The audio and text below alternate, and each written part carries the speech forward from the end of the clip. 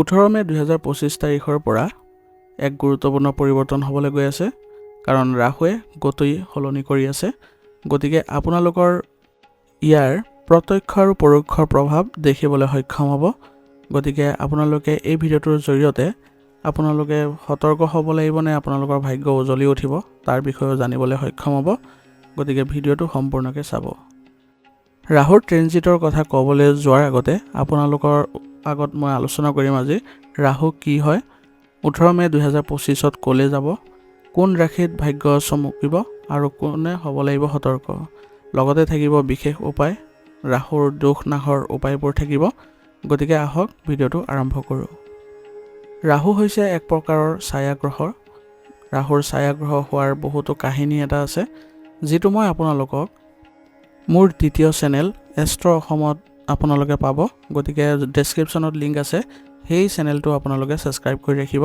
ৰাহুৰ সমস্ত আপোনালোকে উৎপত্তি প্ৰভাৱ এইবোৰ জানিবলৈ সক্ষম হ'ব গতিকে ৰাহু হৈছে ছায়া গ্ৰহ ই অদৃশ্য শক্তি ই মন ভ্ৰান্তি আৰু হঠাতে বুজিব নোৱাৰা পৰিৱৰ্তনৰ সংকেত দিয়ে ৰাহু যিকোনো ৰাশিত 18 মাহ থাকে ই ব্যক্তিৰ বিশেষ চিন্তা সিদ্ধান্ত আকৰ্ষণ ধন সাফল্য বা ধ্বংসকো নিয়ন্ত্ৰণ কৰে গতিকে সমস্তখিনি ৰাহুৰ বিষয়ে জানিবলৈ হ'লে আপুনি এষ্ট্ৰ অসম চেনেলটো ছাবস্ক্ৰাইব কৰি ল'ব বৰ্তমান মই আপোনালোকৰ ৰাশিত কেনেধৰণৰ প্ৰভাৱ পৰিব তাৰ বিষয়ে জনাম ৰাহু মীন ৰাশিৰ পৰা কুম্ভ ৰাশিলৈ গতি কৰিব 18 মে 2025 তাৰিখৰ পিছৰ পৰা এই পৰিৱৰ্তনত বিশেষভাৱে প্ৰভাৱিত হ'ব ৰাশিবোৰ হৈছে কুম্ভ ৰাশি সিংহ ৰাশি মীন ৰাশি বৃশ্চিক ৰাশি ধনু ৰাশি আৰু তুলা ৰাশিৰ ওপৰত এই সময়ত আপোনালোকৰ নতুন সূত্ৰপাত বিভ্ৰান্তি আচৰিত লাভ চিন্তাৰ ধাৰা সলনি হোৱা দেখা যাব গতিকে এতিয়া আমি আপোনালোকৰ ৰাহুৰ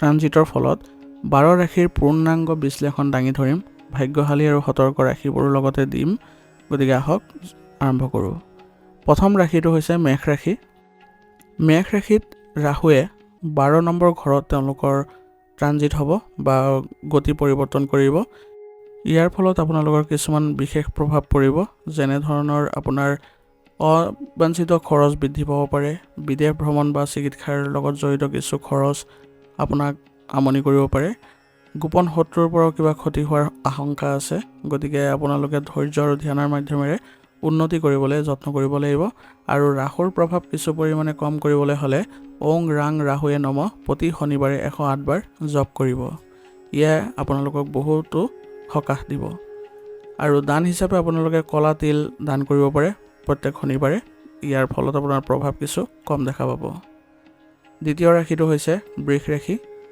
ৰাহু আপোনালোকৰ 11 নম্বৰ ঘৰত ট্ৰানজিট কৰিব ইয়াৰ ফলত আপোনালোকৰ বহুতো প্ৰভাৱ পৰিব আপোনালোকৰ জীৱনত যেনেধৰণে আপোনাৰ আয়ত ধন বৃদ্ধি পাব আৰু আপোনাৰ যিবোৰ মনোবাঞ্ছা আছিলে সেইবোৰ পূৰণ হোৱাৰ দেখা পাব নতুন বন্ধু নেটৱৰ্কিং ডিজিটেল ক্ষেত্ৰত আপুনি লাভ কৰিবলৈ সক্ষম হ'ব যিসকলে ছ'চিয়েল মিডিয়াৰ লগত জড়িত হৈ আছে ওতঃপ্ৰোতভাৱে তেওঁলোকে এইবাৰ এই 18 তাৰিখৰ পিছৰ পৰা ভাল কিছুমান পৰিৱৰ্তন দেখিবলৈ সক্ষম হ'ব কাৰণ ৰাহু হৈছে আপোনালোকৰ উন্নতিৰ গ্ৰহ কাৰণ ৰাহুৰ প্ৰভাৱ যদি ভাল হৈ থাকে আপোনালোকৰ তেনেহ'লে আপোনালোকে কিছু উন্নতি দেখিবলৈ হঠাতে উন্নতি দেখিবলৈ সক্ষম হয় উচ্চ ধন লাভৰ যোগ আছে বিশেষকৈ অনলাইন ব্যৱসায়ত গতিকে এই ট্ৰানজিটৰ ফলত বৃষ ৰাশি ভাগ্যশালী বুলি গণ্য কৰা হৈছে এই আপোনালোকৰ ভাগ্য আৰু অধিক যদি উদয় কৰিব বিচাৰে তেনেহ'লে ৰাহু মন্ত্ৰ জপ কৰিব পাৰে প্ৰত্যেক শনিবাৰে ওং ভ্ৰাং ভ্ৰিং ভ্ৰ চ ৰাহুৱে নমঃ এই মন্ত্ৰ আপোনালোকে 108 বাৰ শনিবাৰে জপ কৰিব আপোনালোকৰ উন্নতি আৰু অধিক বৃদ্ধি পাব আৰু দান হিচাপে আপোনালোকে মিঠা খাদ্য দান দিব পাৰে ইয়াৰ ফলত আপোনালোকৰ ৰাহুৰ প্ৰভাৱ বহুত উন্নত দেখা পাব তৃতীয় ৰাশিটো হৈছে মিথুন ৰাশি ৰাহুৱে এবাৰ আপোনালোকৰ 10ম ঘৰত ট্ৰানজিট কৰিব ইয়াৰ ফলত আপোনালোকৰ বিশেষকৈ আপোনালোকৰ কেৰিয়াৰত আপোনালোকৰ প্ৰভাৱ পৰিব যেনে ধৰণৰ আপোনাৰ চাকৰি হওক পদোন্নতিৰ আশা আছে ৰাজনৈতিক সংযোগবোৰো আপোনাৰ বৃদ্ধি পোৱা দেখা যাব আৰু যদি আপুনি কৃত্ৰিম বুদ্ধি অৰ্থাৎ AI আৰু টেকন'লজিৰ সৈতে জড়িত হৈ আছে সেইবোৰত আপোনালোকৰ সৰ্বোচ্চ স্থান পাব আৰু লাভো কৰিবলৈ সক্ষম হ'ব গতিকে দেখা গৈছে যে আপোনালোকৰ ৰাহুৰ ট্ৰেনজিটৰ ফলত আপোনালোকে ভাগ্যৱান বুলি পৰিগণিত হৈছে গতিকে এই ধাৰা আপোনালোকে অব্যাহত ৰাখিবলৈ হ'লে ৰাহু মন্ত্ৰ জপ কৰিব পাৰে ওং ৰাহুৱে নমঃ আৰু লগতে দান হিচাপে আপোনালোকে লোহা দান কৰিব পাৰে, ক'লা চকলেট দান দিব পাৰে। ইয়াৰ ফলত আপোনালোকৰ ৰাহুৰ স্থান আৰু অধিক উন্নত দেখা পাব।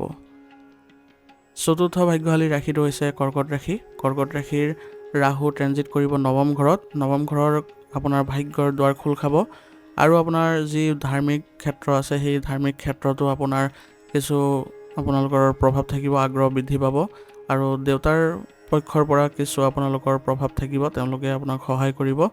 গতিকে এই ক্ষেত্ৰত দেখা যায় যে আপোনালোকো এই ভাগ্যশালী ৰাশিত অন্তৰ্ভুক্ত হৈছে।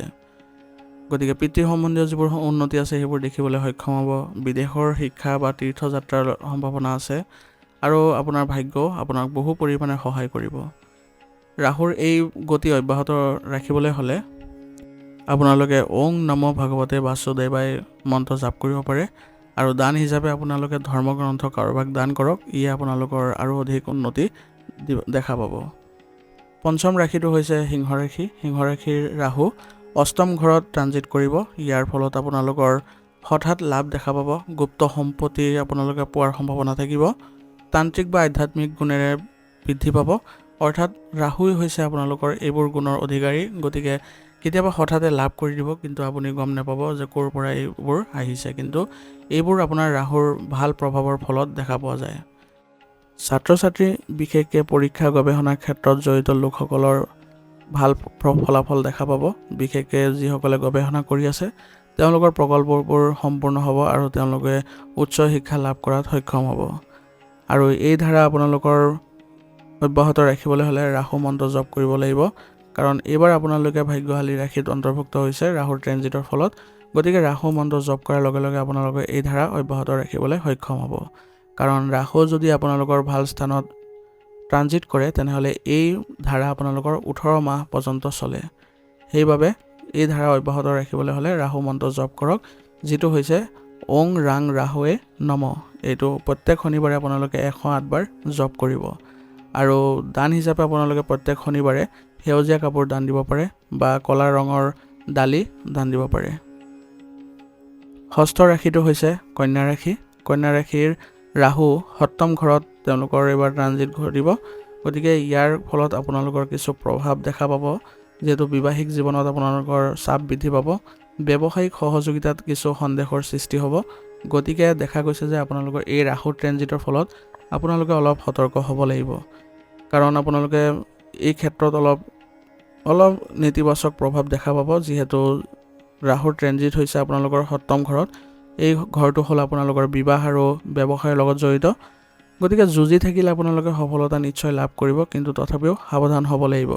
আৰু ৰাহুৰ প্ৰভাৱ কিছু পৰিমাণে কম কৰিবলৈ হ'লে আপোনালোকে প্ৰত্যেক শনিবাৰে ওং ৰাহু দেৱাই নম জপ কৰক 108 বাৰ।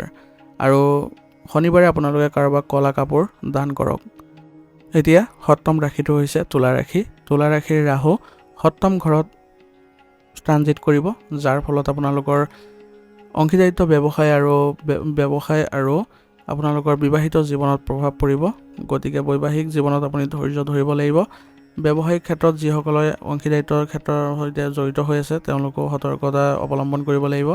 গতিকে আপুনি এই ৰাহুৰ ট্ৰেনজিটৰ ফলত সতৰ্ক হ'ব লগা ৰাশিত অন্তৰ্ভুক্ত হৈছে। গতিকে আপোনালোকে এই 18 মাহ আপোনালোকে ধৈৰ্যৰে পাৰ কৰিব লাগিব। গতিকে এনেকুৱা ধৰণৰ কোনো কাম নকৰিব যাৰ ফলত আপোনালোকৰ নিজৰে বেছি চাপ বৃদ্ধি পায় বা অসুবিধাৰ সৃষ্টি হয়।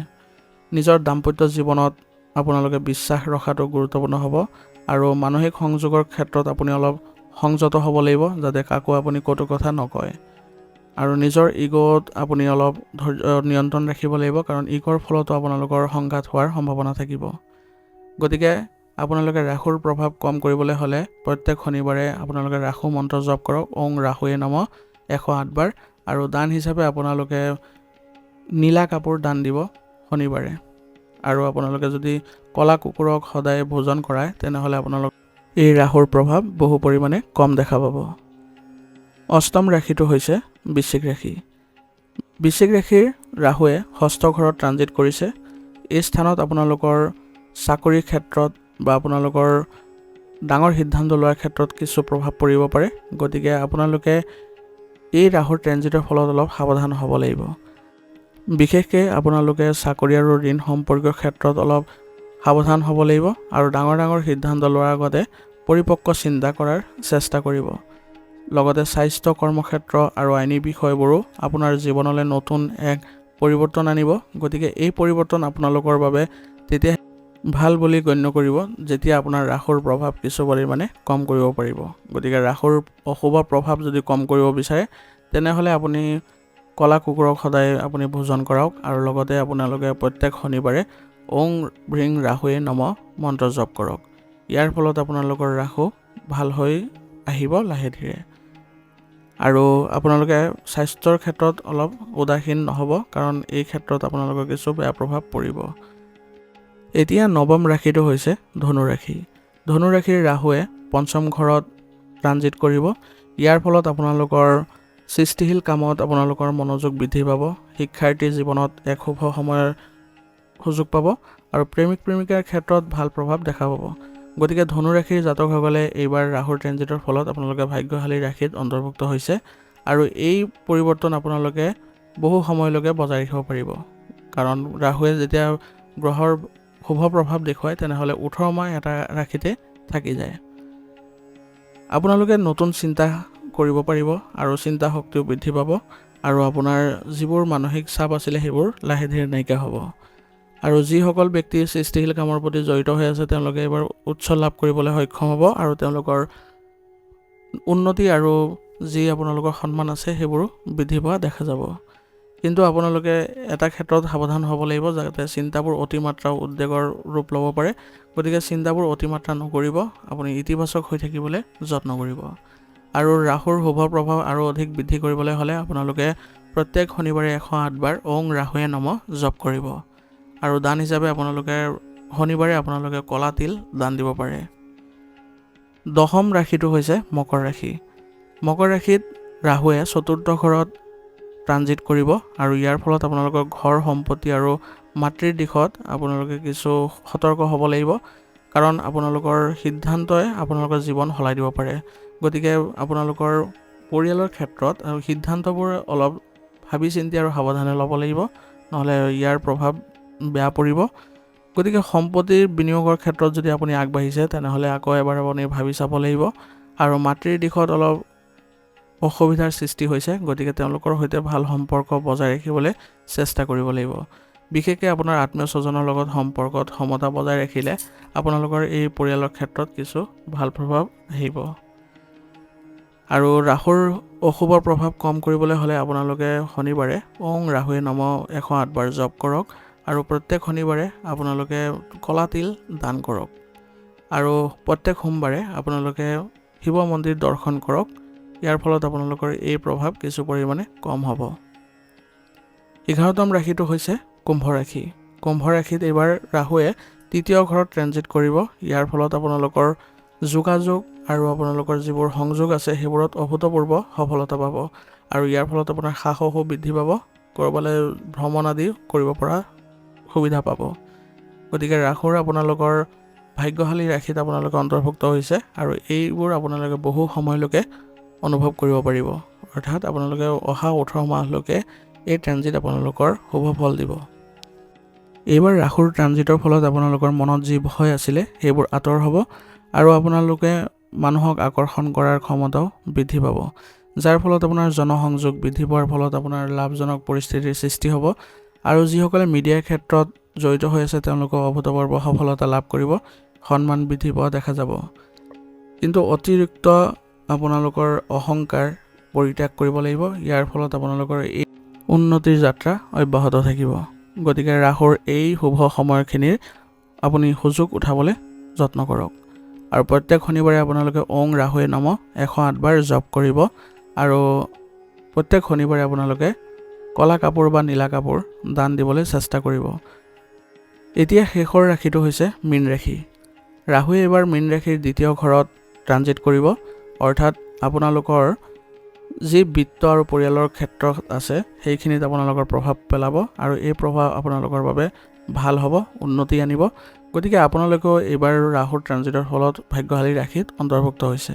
গতিকে এই সময়খিনিত আপুনি ভালদৰে চলাবলৈ চেষ্টা কৰক, মিছা কথা কোৱাৰ পৰা দূৰত থাকক কামবোৰ সময়মতে কৰিবলৈ চেষ্টা কৰক। ইয়াৰ ফলত আপোনালোকৰ এই জয়যাত্ৰা অক্ষুণ্ণ থাকিব, কাৰণ ৰাহু হৈছে ডিচিপ্লিনৰ গ্ৰহ। যদি আপোনালোকে ডিচিপ্লিন বজাই ৰাখে তেনেহ'লে তেওঁৰ শুভ প্ৰভাৱ আপোনালোকৰ ওপৰত থাকিবই। যদি কাৰোবাক মিছা কথা কয় বা কাৰোবাক ঠগে তেনেহ'লে ৰাহুৰ কুপ্ৰভাৱ আপোনাৰ ওপৰত পৰিব। গতিকে সতৰ্ক হ'ব আৰু আপোনাৰ বিত্ত, আপোনাৰ কি কথা কৈছে, আপুনি পৰিয়ালত কেনেধৰণে মন্তব্য ৰাখিছে, এইবোৰৰ ওপৰত প্ৰভাৱিত হ'ব আপোনাৰ এই ৰাশি। গতিকে এইবোৰ ক্ষেত্ৰত আপোনালোকে সতৰ্ক হ'ব আৰু এই উন্নতি আপোনালোকে অনুভৱ কৰিবলৈ যত্ন কৰক। আৰু প্ৰত্যেক শনিবাৰে আপোনালোকে ওং ৰাহুৱে নমঃ 108 বাৰ জপ কৰিব আৰু লগতে দান হিচাপে আপোনালোকে নীলা বস্ত্ৰ দান দিব কোনোবা আৰ্তজনক। ইয়াৰ ফলত আপোনালোকৰ ৰাহুৰ যি শুভ প্ৰভাৱ আছে সেইবোৰ আপোনালোকে দেখিবলৈ সক্ষম হ'ব। ধন্যবাদ। এই ভিডিঅ'টো ইয়াতে সমাপ্ত কৰিছোঁ। যদি ভাল লাগিছে লাইক কৰিব, চেনেলত যদি নতুন হৈ আহিছে চেনেলটো ছাবস্ক্ৰাইব কৰি ল'ব আৰু কমেণ্টত জনাব আপোনালোকৰ ৰাশিৰ প্ৰভাৱ কেনেকুৱা হৈছে। আৰু লগতে কমেণ্টত ওং ৰাহুৱে নমঃ লিখিবলৈ নাপাহৰিব।